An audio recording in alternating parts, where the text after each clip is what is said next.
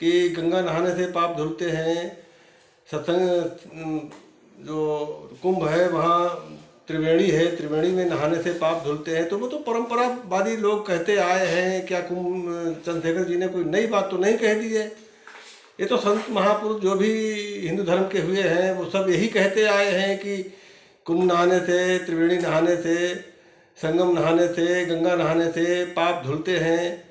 और पाप चंद्रशेखर ने यही तो कहा है कि पाप जिन्होंने किया है वो गंगा नहाने जाए, संगम पर जाए, कुंभ पर जाए, इसमें कोई गुनाह नहीं किया है उन्होंने। अभी एक वीडियो वायरल हो रहा था, उसमें चंद्रशेखर जी की माँ के लिए शब्द बोले गए हैं। उन लोगों ने कहा इन्होंने ऐसा बयान दे दिया। कुछ लोग संत नाराज हैं, सभी लोग नाराज भी हैं, तो उस पर आप क्या विचार हैं?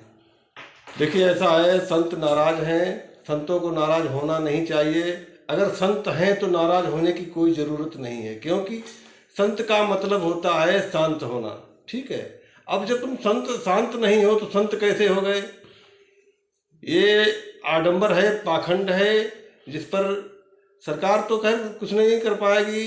ये संत ही जो महान संत हैं, जो इस बात को सही मानते हैं, चंद्रशेखर ने जो बयान दिया है, उनको सोचना चाहिए कि जो गलत बोल रहे हैं उन्हें सजा मिलनी चाहिए। अभी उनकी माँ पे टिप्पणी की गई थी। अरे माँ पर टिप्पणी तो कोई किसी की कर सकता है, ये मूर्ख हैं जो माँ तक जाते हैं। अरे माँ ही तो सब कुछ है दुनिया में, और है ही क्या। माँ चाहे वो उस व्यक्ति की हो जिसने टिप्पणी की है, और माँ चाहे हमारी हो, माँ चाहे चंद्रशेखर जी की हो, माँ तो माँ है। अगर माँ पर शब्द बोलता है तो उससे बड़ा मूर्ख मैं नहीं किसी को मानता हूँ। कुंभ मेला में सरकार ने काफ़ी अच्छी व्यवस्था की है और वहाँ काफ़ी लोग भी जाते हैं और पैसा भी काफ़ी खर्च किया है, तो सरकार ने काम तो अच्छा किया है। हाँ, सरकार ने काम अच्छा किया है, लेकिन अगर यही जिस तरह से कुंभ पर ध्यान दिया है सरकार ने, इस तरह से हमारी सेना पर, सुरक्षा पर ध्यान दिया होता तो हमारे कोरोना काल में हजारों हजार लाखों आदमी बगैर कफन के मर गए, उन्हें कफन नसीब नहीं हुआ है। अगर ये थोड़ा ध्यान सरकार इधर भी दे दे, सुरक्षा पर, शिक्षा पर और व्यवस्था पर, तो सुरक्षा, हमारे देश की सुरक्षा में जो है सीमाओं पर, बॉर्डर पर लोग रोज घुसते चले आ रहे हैं। चीन जैसे देश हमारे देश को दाब रहे हैं। न हमारे सैनिकों के पास हथियार हैं, न साधन हैं। अरे सरकार तो इस पर भी ध्यान देने की जरूरत है। सरकार को क्या नहीं करना है, लेकिन सिर्फ कुंभ के नहाने से, कुंभ के ऊपर खर्चा करने से देश सुरक्षित नहीं हो सकता है। सरकार तो कह रही सभी लोग आए वहाँ। अरे आएंगे, वो आने वाले आ रहे हैं, जाने वाले जाएंगे, लेकिन सभी लोग तो नहीं जाएंगे, क्योंकि सभी की कुंभ में आस्था नहीं होती है।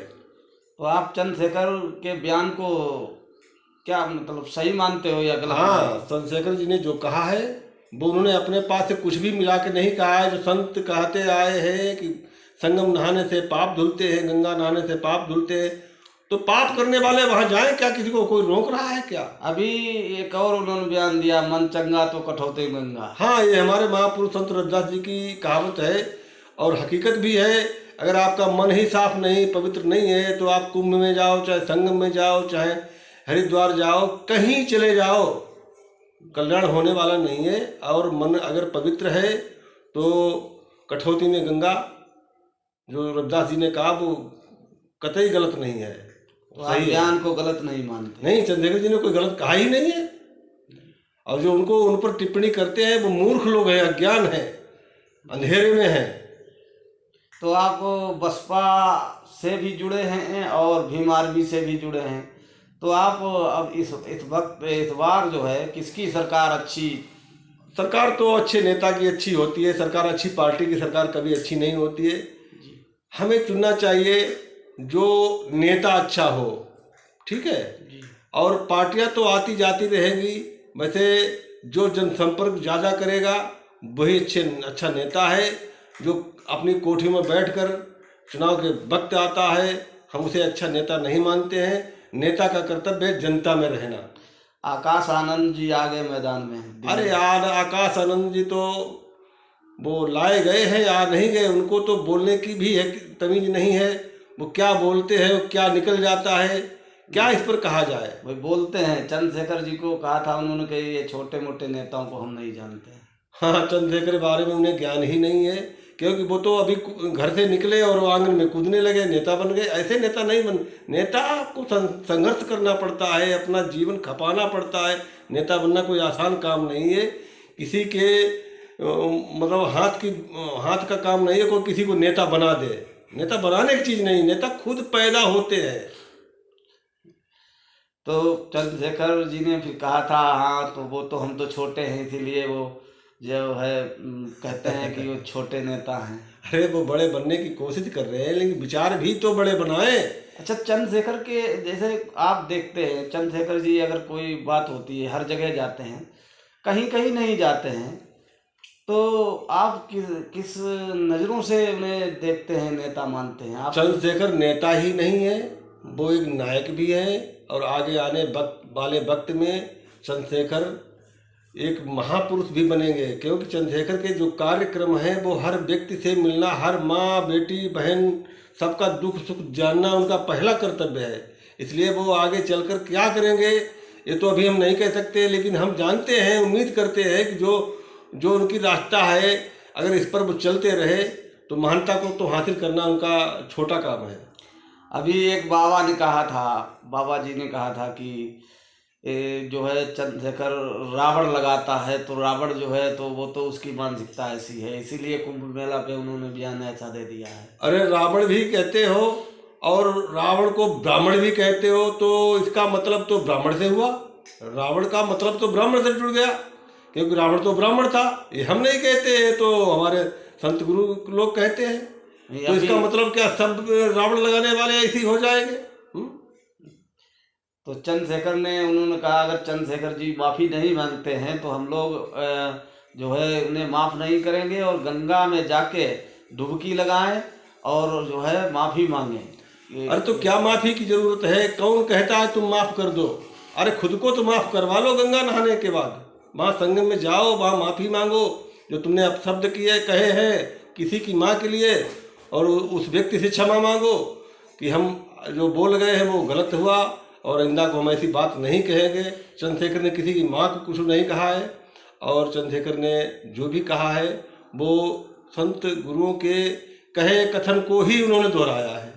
अरे तुम कहो वो बात है और हम कहें वो लात है, ऐसा कैसे हो सकता है?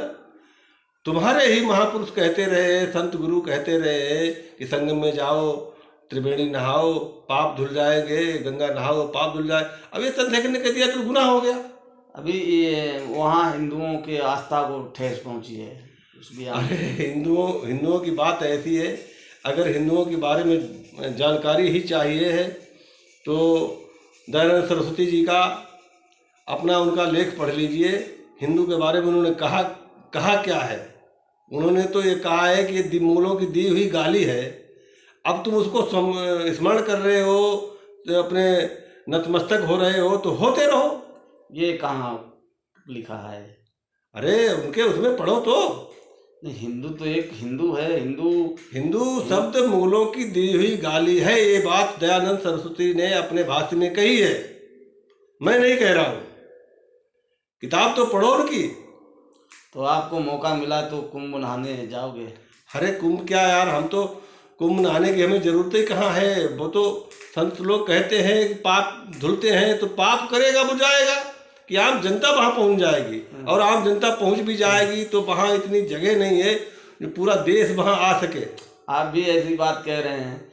एक कुंभ मेला एक वहाँ आस्था है, वहाँ जाने से लोगों को पापी नहीं जाते हैं, वहाँ हर जाते हैं, दान करते हैं, हर व्यक्ति जा सकता है, वहाँ अच्छा लगता है। आप जाइएगा देखिएगा, वीडियो देखिएगा, कितना अच्छा कुंभ में लगता है, और आप कह रहे हो पापी। ऐसा नहीं है, हम नहीं कह रहे हैं, हमने कहा ही नहीं पापी जाए वहाँ। हाँ, पाप धुलते हैं। तो पाप किसके धुलेंगे? जो पाप करेगा उसके धुलेंगे। जो बेचारा कुचला गया, दबा है, पिटता रहा और भूखा रहा, तड़पता रहा, उसके पाप क्या धुल जाएंगे वहाँ? तो आप किसकी पूजा, किसको भगवान मानते हैं? अरे देखिए, ऐसा है, भगवान हम कर्म को मानते हैं, करोगे तो तुम्हें रोटी मिलेगी, नहीं करोगे तो रोटी भी नहीं नसीब होगी। अच्छा, एक बयान दिया था गृह मंत्री जी ने, कहा था बाबा साहेब बाबा साहेब बाबा साहेब, अगर इतना नाम भगवान का लिया होता तो स्वर्ग मिल गया होता। इस पे बड़ा विवाद हो गया था।